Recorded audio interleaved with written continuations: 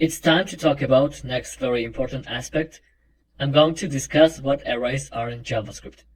Array is a special type of a variable. It doesn't store just one value, it stores a list of values. Arrays are especially helpful when you do not know how many items a list will contain, because when you create the array, you do not need to specify how many values it will hold. Alright. You create an array and give it a name just like you would do for any other variable using the var keyword, followed by the name of the array. The values are assigned to the array inside a pair of square brackets, and each value is separated by a comma. Let's write names, for example, John, then Bob, and Mary. In this case, we have an array which consists of string values, but you can pass either strings or numbers or any data type you would like. You're able to create an array with different data types simultaneously, like strings, numbers, Boolean values, even arrays, and so on. This technique of creating array is known as array literal. It's usually the preferred method for creating arrays. As you noticed, we can use array to store multiple values inside one variable. This is very convenient and helpful because it allows us to avoid creating multiple variables at the same time. Let's log it in console.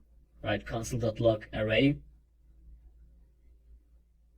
So here we have our array. Values in an array are accessed as if they are in a numbered list. It's important to know that the numbering of this list starts at 0 and not 1. Each item in an array is automatically given a number and it's called an index. This can be used to access specific items in the array. So you see that the first item, John, has an index number 0, the second item has index 1, and etc. The same we have for the sixth member, which is itself an array, and it consists of 3 values. And they are numbered in the same way as well. You can also see here length, which is a property of an array, and it shows us the number of items array includes. As you see, the main array consists of 6 items, and the second array consists of 3 values. Length is a very useful property, and it's frequently used when we deal with arrays. Below the length property, you can see underscore underscore proto underscore underscore, but you can just ignore it because we will talk about it in coming sections. Alright, in order to access on the specific item of array, we can do it using index. So if you need to access, for example, on the first item, John, you need to write the name of the array and in the square brackets, the index number of the item. As you remember, numbering of the items always starts with 0, so John has the index number 0.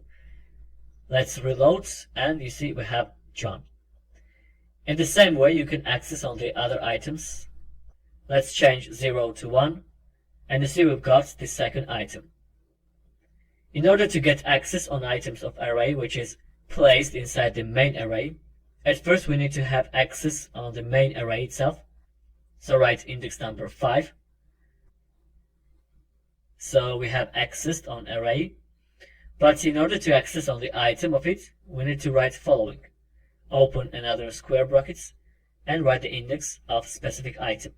Reload, and you see 2, which is the second item of the second array. Alright, as we said, we can pass into array any kind of data type and even the functions. Let's see how to do it. But before that, let's organize our code. Make some white spaces here. You may remember that JavaScript allows us to use multiple white spaces for better readability. Then write function. In this case, we don't need to assign name to the function because we can call it using variable name and proper index number. As you remember, this kind of functions are called anonymous functions because they don't have names. Let's pass here the parameter name, and then inside curly braces write return hello plus name. At first, let's access on the function itself, write index number as 6, reload, and we have our function here. In order to invoke it, we just need to add parentheses after the square brackets, and also as the argument, let's pass the first item of the array, which is John, and which has the index number 0. Reload, and you see the function is called and the code is executed. We have here hello John. Alright. We can create array using another method which is called array constructor. For that we need keyword new, which is an operator. It's followed by the word array, starting with capital letter, and inside the parentheses we can pass list of values. Let's log array in console, and you see that we have here our newly created array. Alright, using first method, which was literal notation, is much better than array constructor because of less typing and also for simplicity, readability, and execution speed, so I recommend always to use it. Okay, in this lecture we have considered what arrays are, how to create them with literal notation and array constructor. As for the array methods, see you in the next video.